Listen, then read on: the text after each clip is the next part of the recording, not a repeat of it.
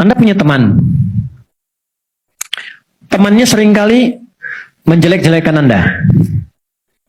Kemudian yang kedua, berbicara yang tidak baik tentang Anda di belakang. Kemudian menzalimi dalam segala bentuk yang memang salah. Tiba kemudian, dia meminta bantuan Anda sedang butuh, pinjam uang 10 juta misalnya. Diberi nggak? Hah? Kadang-kadang salam aja belum tentu dibalas kan? Ya, padahal hukumnya kan dijawab ya. Ya, bertemu aja belum tentu mau kan? Kenapa? Karena banyak kesalahan yang dia perbuat. Tapi kalau dia datang untuk meminta maaf, diterima nggak? Oke, lihat sini. Bismillah. Ini ada gelas. Cawannya terbuka. Sepanjang terbuka, Anda bisa masukkan apapun. Ada kopi, susu, air, dan sebagainya.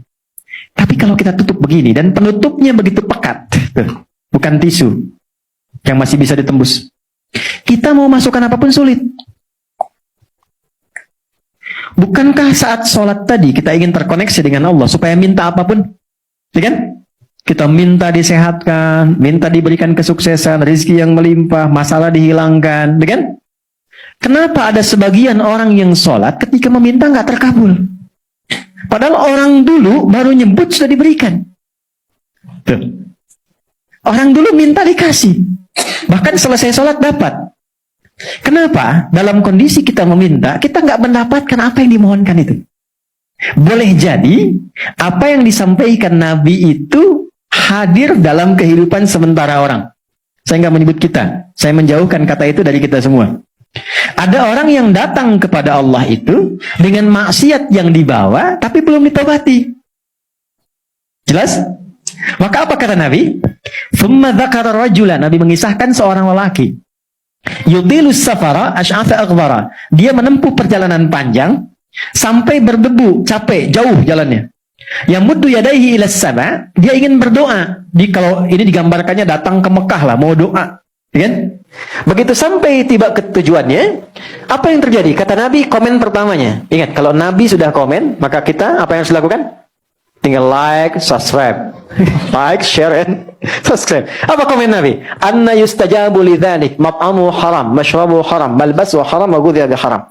Bagaimana doanya bisa tembus sementara makanannya haram, minumannya haram, pakaiannya haram, perangkat hidupnya haram. Ternyata bukan Allah nggak mau kabulkan. Begitu mau dikasih, mental. Karena ada sekat. Itulah sebabnya, kenapa sebelum kita minta banyak dalam sholat, minta sehat, minta rizki, minta rahmat, minta segala hal, kenapa dimulai saat takbir dengan memohon doa taubat terlebih dahulu? Di pembuka awal. Pembuka awal yang mengawali sesuatu dari mulai asalnya, itu dalam bahasa Arab disebut dengan iftitah. Kalau pendek, kalau agak panjang disebut dengan istiftah. Itulah sebabnya kenapa kita saat takbir langsung membaca doa iftitah atau istiftah untuk membuka semua sekat-sekat yang kurang baik yang selama ini Allah nilai kurang bagus, sehingga setelah terbuka kita bisa minta apapun yang dimohonkan kepada Allah. Ada 9 jenis doanya, dari mulai yang pendek sampai yang panjang. Kalau pendek namanya iftitah, kalau panjang namanya istiftah, atau kadang untuk mewakili keduanya, baik itu pendek ataupun panjang. Oke, teman-teman biasa baca doa apa? Jawab apa? Iftitah. Allahumma ba'id baini wa baina khataayaaya kama ba'adta baina al-masyriqi wal maghrib. Ada yang baca Allahu akbar kabira? Alhamdulillahi katsira? Ada yang baca wajjahtu wajhiya alladzi fatara as-samawati wal ardh? Ada? Baik. Pertanyaannya, tahu nggak maksudnya apa? Paham nggak gitu? Kita baca tanpa paham, dapat pahala dan gugur kewajiban, mengangkat kewajiban. Tapi kalau kita baca paham artinya, maka pemahaman itu memberikan dampak pada jiwa kita, sehingga menggugurkan dosa-dosa yang pernah kita lakukan dan merubah kita menjadi semakin lebih baik.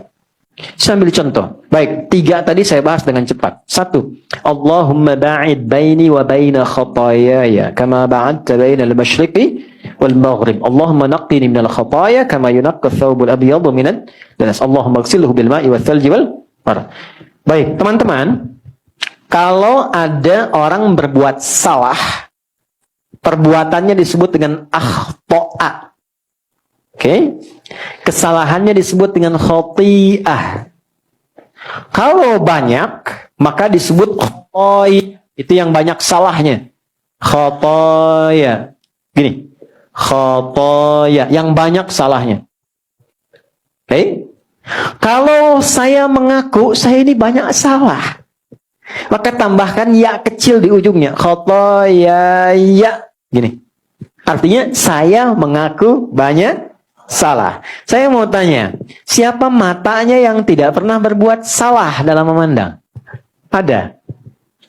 Oke. Dari tadi pagi bangun sampai sekarang, pernah nggak salah lihat? Barusan masuk aja udah salah lihat ya?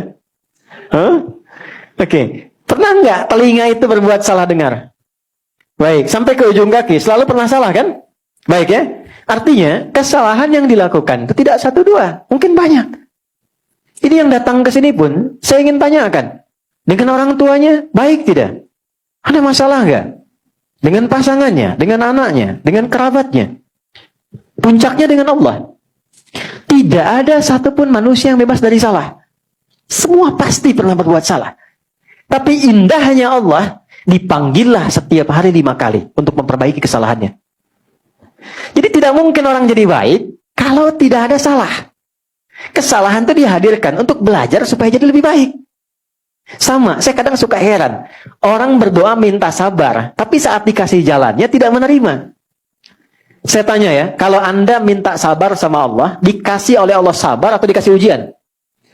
Pasti diberi ujian supaya merasakan kesabaran itu. Sebab kalau dikasih sabar langsung nggak mungkin. Ya kan? Coba lihat, Bapak Ula berdoa, ya Allah berikan aku kesabaran. Terus nggak ada hujan, nggak ada angin, Mas Baim pulang ke rumah, nggak ada apapun. Sabar ya sayang. Kira-kira bagaimana responnya? Kamu sehat? Kalau nggak ada apapun. Kalau Anda mengharapkan sabar, Anda pasti diberikan masalah.